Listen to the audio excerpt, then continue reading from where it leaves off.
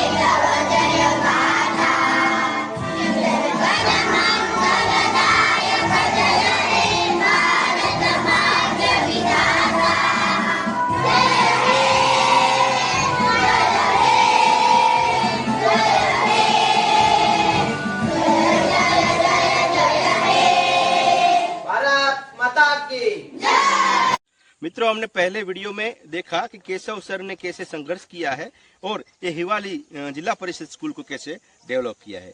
अब हम देखेंगे ये बच्चे संविधान की कैसे बात रखते हैं और आर्टिकल की बात कैसे रखते हैं, मूलभूत अधिकार की बात कैसे रखते हैं, वो पूरा हम प्रैक्टिकल देखेंगे। दूसरी बात, ये बच्चे भारतीय संविधान का प्रिएम्बल पूरा इंग्लिश में बोलते हैं, विद द पीपल ऑफ इंडिया। और ये प्राइमरी के स्कूल के बच्चे होने के बावजूद फ्रेंड्स ये यूपीएससी लेवल का नॉलेज रखते हैं और न जाने कई सारी एक्टिविटी करते हैं। तो इस वीडियो में हम प्रैक्टिकल देखेंगे बच्चे कैसे संविधान की बात करते हैं, तो कैसे आर्टिकल की बात करते हैं और यूपीएससी लेवल का क्या क्या नॉलेज रखते हैं। तो मेरे साथ वीडियो में बने रहिए। चलो हम बच्चों से बात करते हैं। नाम आदर्श है, मैं इयत्ता चौथी में पढ़ता हूँ। मेरे स्कूल का नाम जी वंडर वर्ल्ड जेडपी स्कूल हिवाली है। केशव सर हमें बहुत ही अच्छा पढ़ाते हैं और हमें यहाँ भारतीय बंधारण सीखने मिलता है। इसमें मूलभूत हक, अधिकार और कायदा का नॉलेज हमें यहाँ सीखने मिलता है।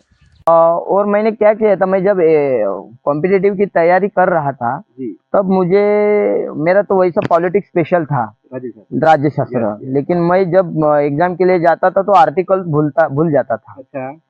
तो मैंने सोच लिया कि आर्टिकल्स बच्चों को आना चाहिए और संविधान कितना इम्पोर्टेंट है हमारे लिए, सभी के लिए संविधान के इतना इम्पोर्टेंट है। उस हिसाब से हमने 2016 से संविधान के आर्टिकल्स सिखाने लगे बच्चों को। इससे बड़े बच्चे थे उनको भी सिखाया और कोविड में आर्टिकल्स, कौन सा आर्टिकल्स कैसा होता है उनके बारे में ज्यादा जानकारी दी कोविड में। हमने बहुत बड़े बच्चे हो गए। अभी इस बच्चों को इन्होंने ही अभी आर्टिकल्स किया है, इसके बारे में हमने जानकारी अंदर पूरा एक रूम ही संविधान के बारे में हमने लिखा है, टाइल्स में भी ऊपर में भी। तो हम देश के नागरिक है, देश के नागरिक होने के बावजूद हमें संविधान का ज्ञान नहीं मिला तो कुछ नहीं मिला, ऐसा मुझे लगता है।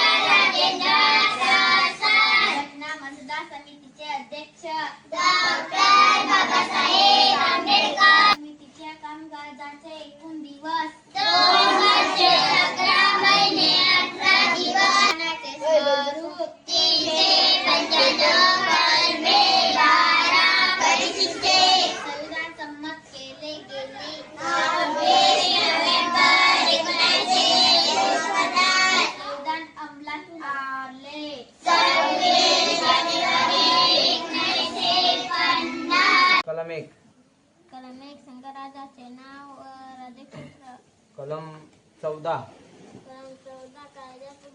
कलम 21, कलम 151, कलम 152, कलम 153, कलम 154,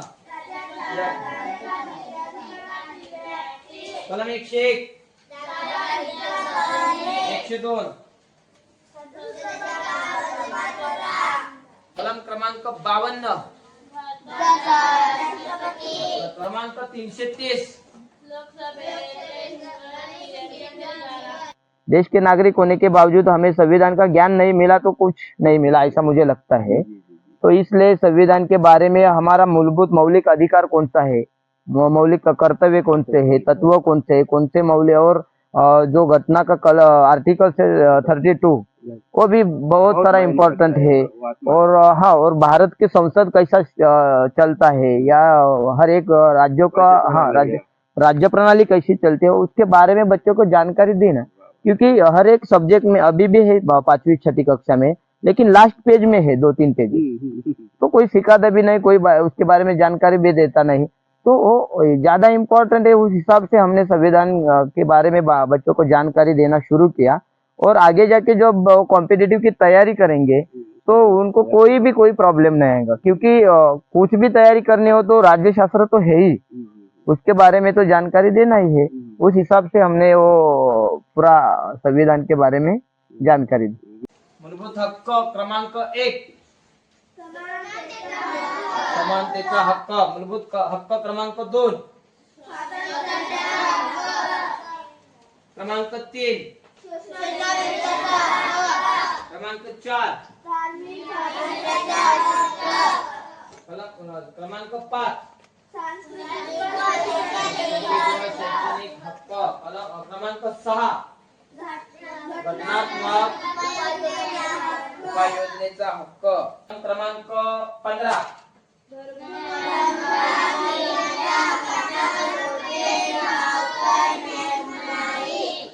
क्रमांक 17, कलम क्रमांक 23,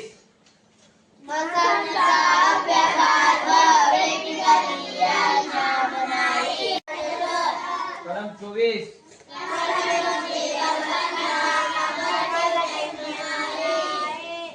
कलम 32,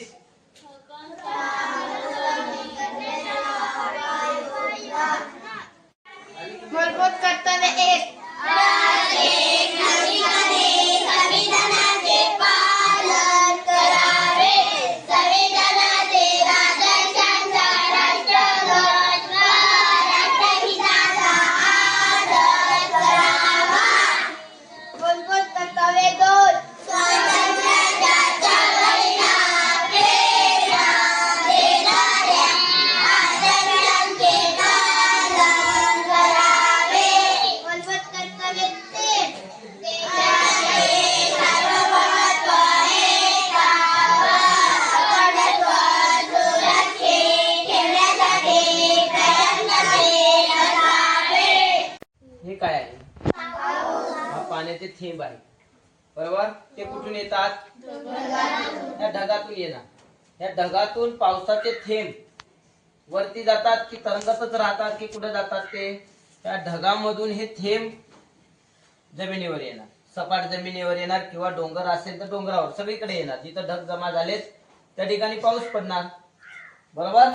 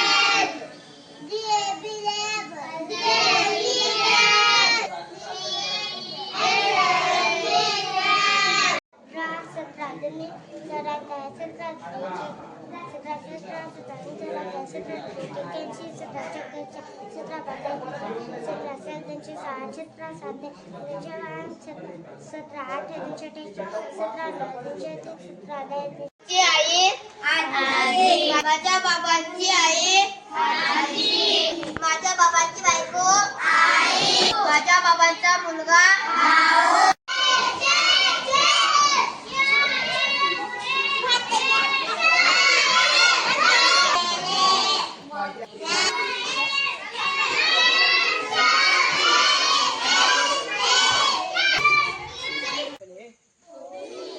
कोण कोण खाणार? शाबास, गुड्या पण खाणार. इकडे काय लावलेलं आहे? भेंडी लावले. भेंडी खाल्ली ना तुम्ही? त्याच्या पलीकडं हे काय आहे रे? हे गवार लावलेले. तुमच्याकडे भरपूर कोबी आहे. काही लागली तर सांगा. ऐकलेलं आहे बघा. वाढला की नाही तो? आता इथं वाढ. हा बघा, हा भोपळा तारेला आला. त्यामुळे इथं बघा, त्याला बोबळीला, काळ्या बोबळीला पांढरा डाग तयार होतोय. त्याला म्हणतात डोळ्यात फुल पडणे. तर डोळ्यात असं जर फुल पडलं ना, तर त्या गोंड्या गुजबालाचा फुल पडल्या, त्याचं मूळ आहे ना, त्याच्या बाजूच्या कानाला बांधायचं. वाघाचे नख असतात ना, वाघाचे असे, इकडे बघा, वाघाचे नख असतात ना, असे ओरबाडतो ना, डायरेक्ट काढूनच फोडूनच टाकतो कातडी आपली त्वचा. तसेच नख त्या वनस्पतीचे असतात, असे वाघ नख छोटेसे असे असे करून. मग त्या वाघ नखीचा उपयोग काय त्या वनस्पतीचा? बघा इकडे, कारण ते खराब होते. इथं पवित्र आहे, याचा अर्थ प्रत्येक नदी पवित्र आहे उगम पावल्यानंतर, पण त्याला आपण खराब करत गेलेलो. आणि तरी खराब झाल्यानंतर पण आपण एक धार्मिक नदीला त्यांनी द्या आधी मला. हा कोण राहिलंय की आतापर्यंत वह्या दिलेल्या नाहीत? पावसाळ्यात लाईट काय येत नाही, मतलब बारिश में लाईट क्यों नहीं आती, बरोबर? पहाड आहे म्हणजे डोंगर खूप आहे, खूप दाट एरिया आहे. दुसरी गोष्ट, तेवढी लाईट जळत नाही.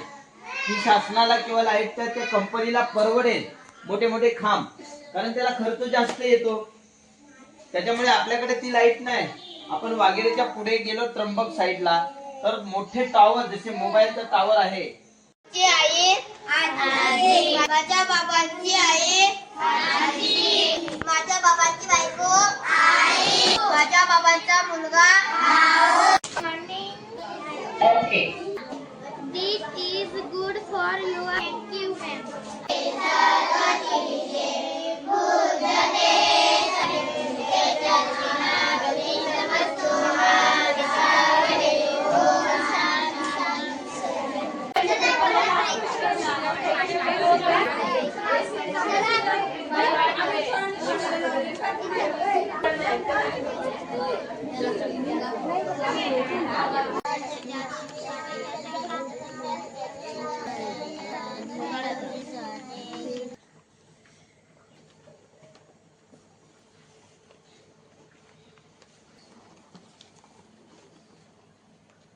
झालं का तुझं?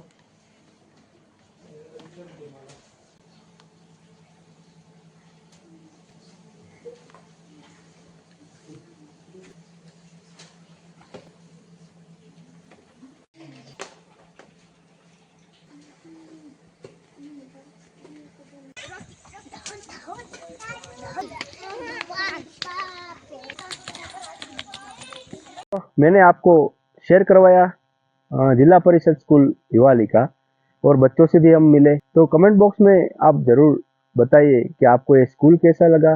केशव भाई जैसे महान इंसान को आप सपोर्ट कीजिए ताकि उनका हौसला बढ़े, और बच्चों को भी आप सपोर्ट कीजिए। ऐसे ही प्रेरणादायी वीडियो देखने के लिए मेरा पॉजिटिव प्रकाश यूट्यूब चैनल को आप सब्सक्राइब कीजिए, और दूसरे लोगों को ये वीडियो आप शेयर कीजिए ताकि उनको भी ये प्रेरणा मिले। ऐसे ही वीडियो के साथ अगले वीडियो में मिलते हैं। तब तक के लिए फ्रेंड्स, आप स्वस्थ रहिए, मस्त रहिए, खुश रहिए, सबका मंगल हो। थैंक यू, आभार, जय भीम, नमो बुद्धाय।